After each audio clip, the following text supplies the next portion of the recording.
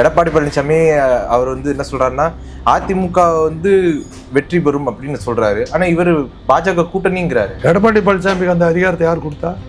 அதிமுக வெற்றி பெறும் அவர்கிட்ட யார் சொன்னா? எப்படி அந்த மாதிரி பேசலாம்? அவரு ஊர்வலத்துக்கே நீங்க பாஜக கூட தான் போகணும்னு கட்டாயம் உத்தரவு போட்டது பிறகு ஆட்சி எப்படி நீங்க தனியாக அமைச்சிருவீங்க? முதல்ல உங்க ஊர்வலத்தை தனியாக நடத்த பாருங்க, அதுக்கப்புறம் அதை பேச பாருங்க. கேட்காம எஜெட் பாதுகாப்பு போட்டாங்க. என்ன அர்த்தம்? கைதி சுத்தி போலீஸ் ஆபீசர்ஸ் பாதுகாப்புக்கு இல்லை. நீ ஏதாவது தப்பான்றதுன்னா அங்கிருந்து அந்த ஊர்வலத்தை அப்படியே திகார் ஜெயிலுக்கு போடுவேன். யாராவது என்ன காப்பாற்ற மாட்டீங்களாங்கிற மாதிரி இருக்குது ஒரு பேசாதெல்லாம். இந்த பக்கம் பார்த்தா வானதி சீனிவாசன் மிரட்டுறாங்க, அந்த பக்கம் பார்த்தா சுற்றி போலீஸ் நிற்குது. பாஜக ஆதரவு கருத்துக்களை நான் சொல்லலைன்னா என்ன என்னமோ பண்ணிடுவாங்க போடுறது பயமாக இருக்குதுன்றாரு. பழனிசாமியோட எனக்கு அமித்ஷாவை நினைச்சாதான் வேடிக்காரு. அவரை நம்பி இவ்வளவு செலவு பண்ணிட்டு இருக்கு. தொண்டர்களே இல்லாத ஆளே இல்லாத ஒரு ஆளுக்கு இஜெட் பாதுகாப்பு போட்டு ஒரு வானதி சீனிவாசியை மேற்பார்வையிடுறதுக்காக போட்டு இது பண்ற அளவுக்கு அமித்ஷா போறதை பார்க்கும்போது வேடிக்காரு. அடைய கைதியாக மாட்டிக்கிட்டு முழிக்கிறாருப்பா. அவர் கூட ஒரு 2000 பேரோ 1000 பேரோ இந்த பொதுக்குழு உறுப்பினர் அப்படிங்கிற பேர்ல எல்லாம் இருக்கு. பழனிசாமி விடுதலை செய்யணும் ஒரு போராட்டம் நடத்துங்க, தயவுசெய்து அவருடைய சார்பில் கேட்டுக்கிறேன்.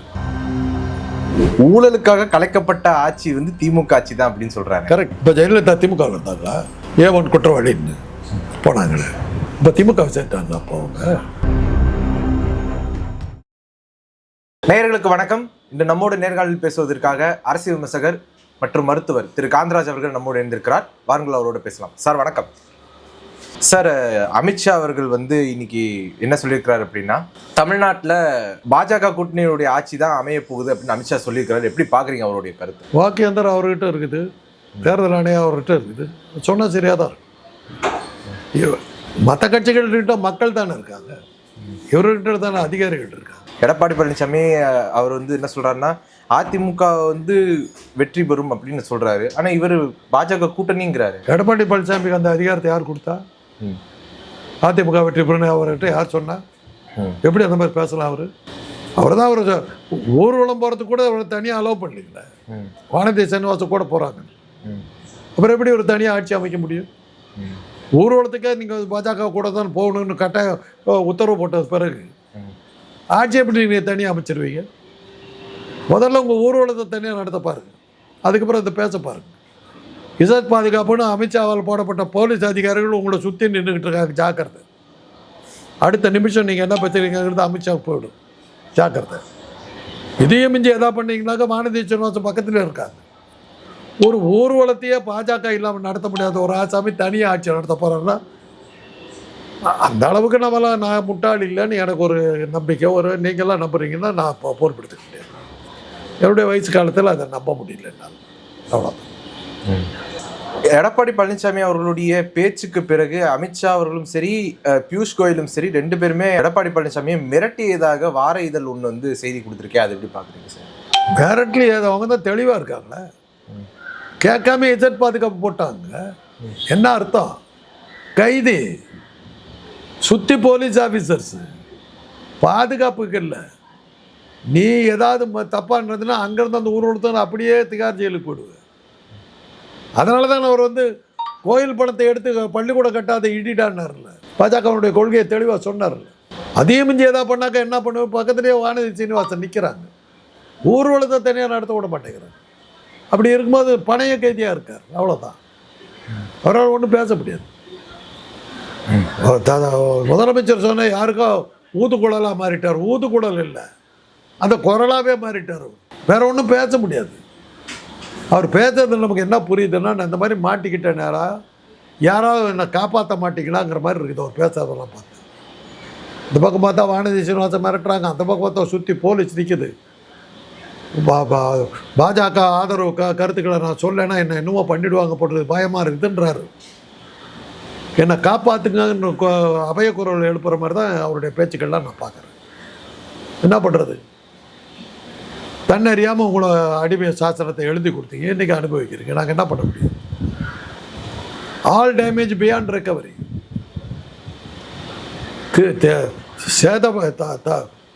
சரிப்படுத்த முடியாத அளவுக்கு பெரிய சேதாரத்தை ஒரு இயக்கத்துக்கு உண்டாக்கிட்டீங்க. என்ன பண்ண முடியும்? அடிமை சாசனத்தை எழுதி கொடுத்த மாத்திரமா நீங்களே விலங்கு எடுத்து காலையிலையும் கையிலையும் மாட்டிக்கிட்டீங்க. அதுக்கப்புறம் அதையும் தாண்டி நீங்கள் எதாவது பண்ணக்கூடாது, இசட் பாதுகாப்புன்னு சுற்றி போலீஸ் போட்டாச்சு. அந்த மேற்பார்வையிடறதுக்கு வானதி சீனிவாசன் பக்கத்தில் அவர் கதை முடிந்தது. பாமா யாராவது காப்பாற்றுவோம். நான் கொஞ்சம் இளைஞனாக தான் நாங்கள்லாம் ஒரு போராட்டம் பண்ணியிருப்போம். முடியல, பழனிசாமியை விடுதலை செய்யணும் ஒரு போராட்டம் நடந்தோம். சரி, எடப்பாடி பழனிசாமி நேற்று திண்டிவனத்தில் நடந்த பரப்புரையில் பேசும்பொழுது என்ன சொல்கிறாரு அப்படின்னா, திமுக கட்சி வந்து கூட்டணி நம்பிதான் இருக்குது அப்படிங்கிற மாதிரி பேசியிருக்காரு. எப்படி பார்க்குறீங்க அவர்களுக்கு? உண்மைதான். திராவிட இயக்கங்கள் தேர்தல் நின்றதுலேருந்து கூட்டணியோடு தான் நிற்கிறாங்க. கூட்டணி இல்லைன்னா திமுக பலமே இல்லைங்கிறாரு. இருக்கட்டுமே, உன் பலத்தை தான் பார்த்தோமே. 10 தோல்வி பழனிசாமி, 3 தேர்தலில் நிற்காத பழனிசாமி. முதல்ல ஊட்டம் பாருப்பா, கூரை இடிஞ்சு கீழே கிடக்குது, கிணறு தூந்து போய் கிடக்குது, தண்ணி இல்லை, அடுப்பில் வந்து பூனை தூங்கிக்கிட்டு இருக்குது. இதை விட்டுட்டு உன் வீட்டில் என்னையா செவத்தில் காரை பேர்ந்துக்கிட்டுதுன்னு பேசிக்கிட்டு இருக்க தேவையா உனக்கு?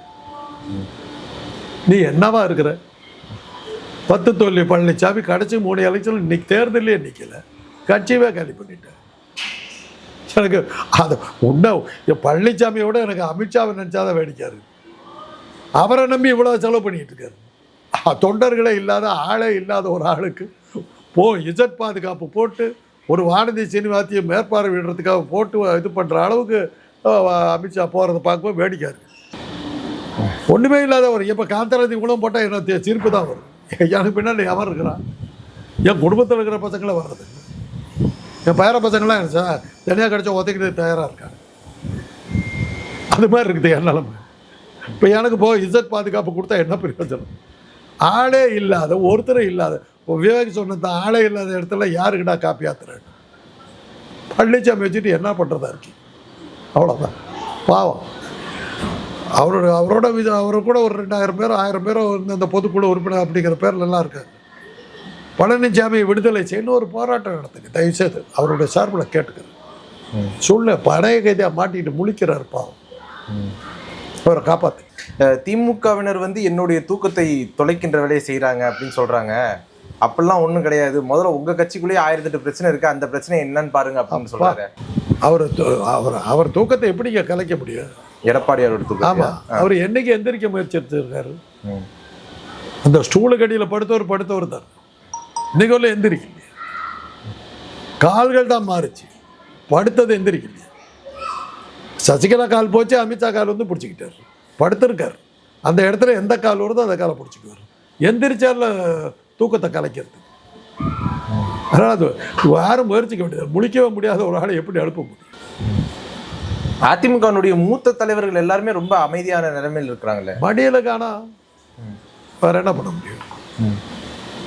இப்போ நான்லாம் ஏன் பேசிக்கிட்டு இருக்கேன்? அமித்ஷா கிட்ட இருக்கிற பெரிய பவர் வந்து அமலாக்கத்துறை. அவன் வந்து ரைடு பண்ணான்னா அவன் தான் என்ன சார் இவ்வளோ பெரிதமாக இருக்குன்னு அவன் தான் காசு போட்டு போகணும்.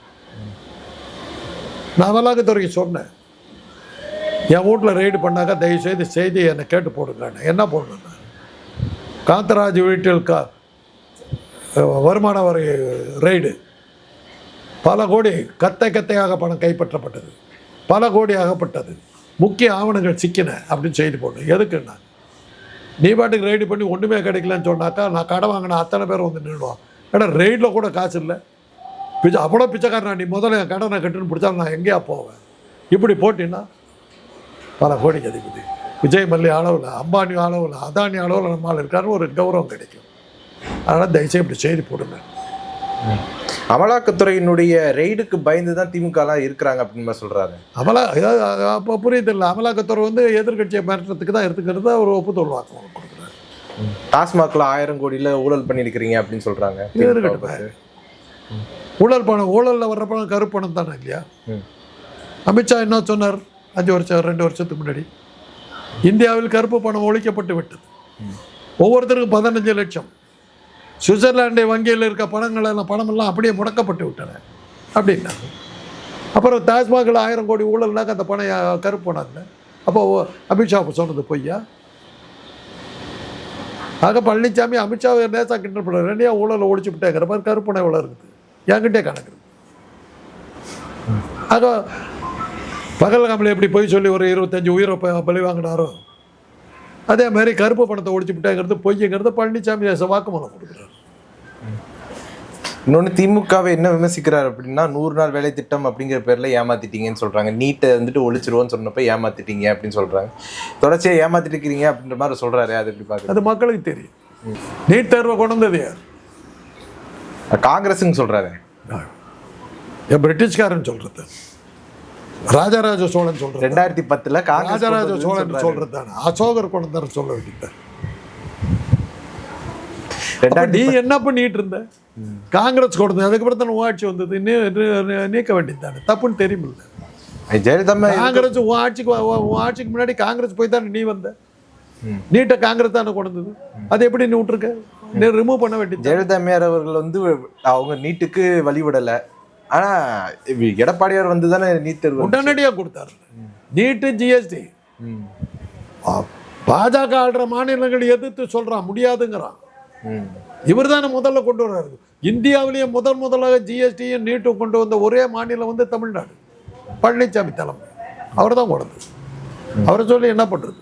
ஆனா அவர் என்ன சொல்றாருன்னா, காங்கிரஸ் தான் இதெல்லாம் கொண்டு வச்சு. ஆமாங்க, காங்கிரஸுக்கு அப்புறம் தான் ஆட்சி மாறி தானே நீ வந்துட்டு எடுக்க வேண்டியதாரு. காங்கிரஸ் கொண்டு வந்து என்னத்துக்கு இது பண்ற? காங்கிரஸ் பண்ணது தப்புன்னு தெரியுமில்ல.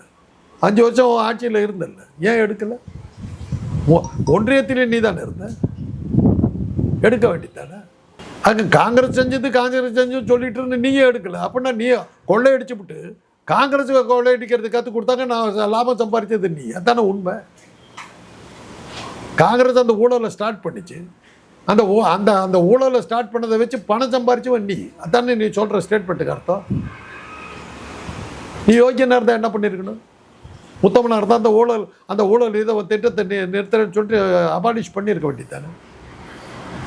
ஒன்றிய அரசு உங்க கையில் தானே இருந்தது. ஒரு வார்த்தை முடிஞ்சிருக்கு. பாஜக ஆள்ற மாநிலங்களிலேயே ஜிஎஸ்டி கொண்டு வர மாட்டேன், நீட்டு கொண்டு வர மாட்டேன்ட்டாங்க. அடுத்த செகண்ட் கொண்டு வந்தவர் பழனிசாமி. அவ்வளவு. அதான நான் சொல்றேன், படுத்து இருக்கிறார். ஸ்ட்ராங்கான ஆட்கள் யார் வராங்களோ அந்த காலை பிடிச்சிக்கிட்டே இருப்பார், எந்திரிக்கவே மாட்டார். அதுதான் பழனிசாமி. ஊழலுக்காக கலைக்கப்பட்ட ஆட்சி வந்து திமுக ஆட்சி தான் அப்படின்னு சொல்றாங்க. கரெக்ட். இப்போ ஜெயலலிதா திமுக இருந்தாங்களா?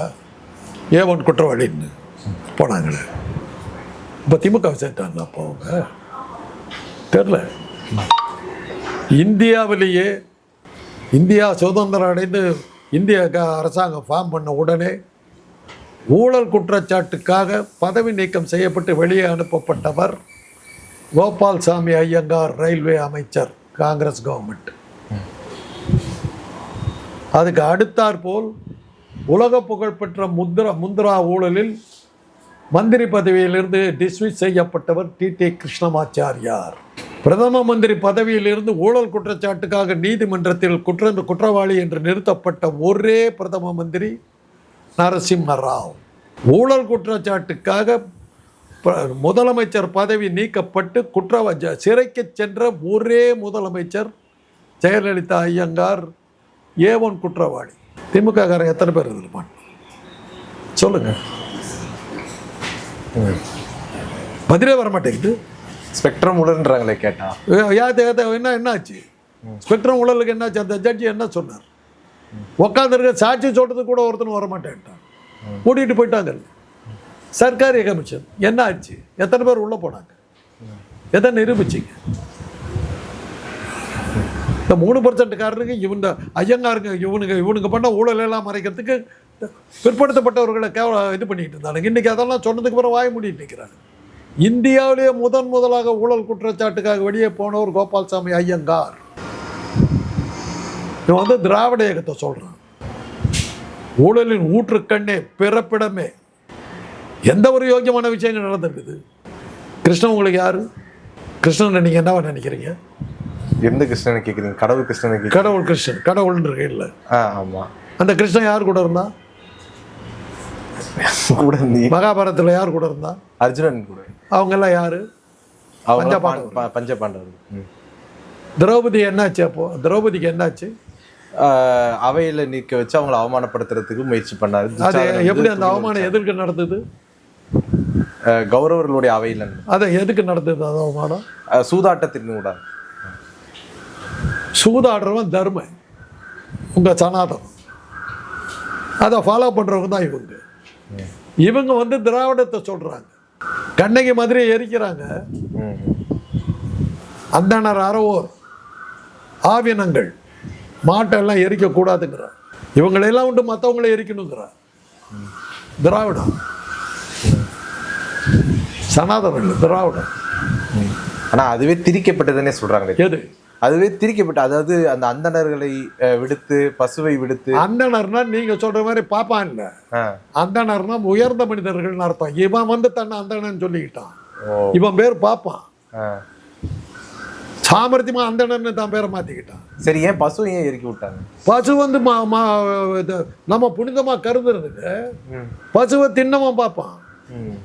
ரிக்வேதத்தினுடைய 33வது சருக்கம் பூரா பசுவை எப்படி கொண்டு யாக கூட்டத்தில் போட்டு எப்படி சாப்பிடணுங்கிறதா ரிக்வேதத்தினுடைய 33வது சருக்கம் எடுத்து படிச்சு பாருங்க.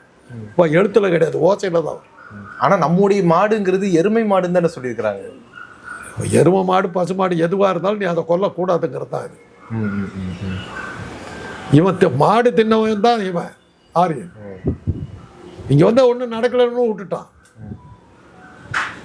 யாக பசுக்களுங்கிறாங்க. குமரகுருபுர சாமிகள் நன்னெறியில் எழுதுறாரு, பசுவை வந்து சாப்பாட்டுக்காக கொண்டா பாவம், யாகத்துக்காக கொண்டு அவிர்பாகத்தில் போட்டால் பாவம் இல்லைன்னு பாட்டு இருக்கு, தெரியுமில்ல? எடுத்துக்காட்டுமா வச்சிருக்கேன். தினமணியில் தான் அந்த செய்யுள் வந்து மாடு தின்னவன் பார்ப்பான். இன்னைக்கு மாட்டை பாதுகாக்கிறேன்னு சொல்லிட்டு சரி இருவன் பார்ப்பான். மாட்டை பாதுகாக்கிறேன்னு சொன்னா சனாதனத்துக்கு விரோதி, வேதத்துக்கு விரோதி. மாட்டை பாதுகாக்கிறோம் சொல்றாங்க, சனாதனத்துக்கு விரோதி. குடிக்காதன்னு சொன்னீங்கன்னா நீங்க சனாதனத்துக்கு விரோதி. ஏன்னா குடிக்காதவன் அசுரன், அது தெரியுமா? சுரன். சுரன்கிறது வந்து சுராபானம். அதை குடிக்காதவன் அசுரன். அதை குடிக்கிறவன் தேவன், கடவுள். இந்திரன் வந்து குடிப்பான். ஆக குடியை வந்து ஆதரிக்கிற ஒரே மதம் சனாதன மதம். பூலோகத்தில் எந்த மதமும் குடிக்காதுன்னு சொல்லு. இது ஒரு மதம் தான். குடிக்கிறவன் கெட்டவன், குடிக்காதவன் கடவுள். உங்களுடைய நேரத்தை ஒதுக்கி எங்களோட கத்துல பந்தமைக்கு நன்றி சார்.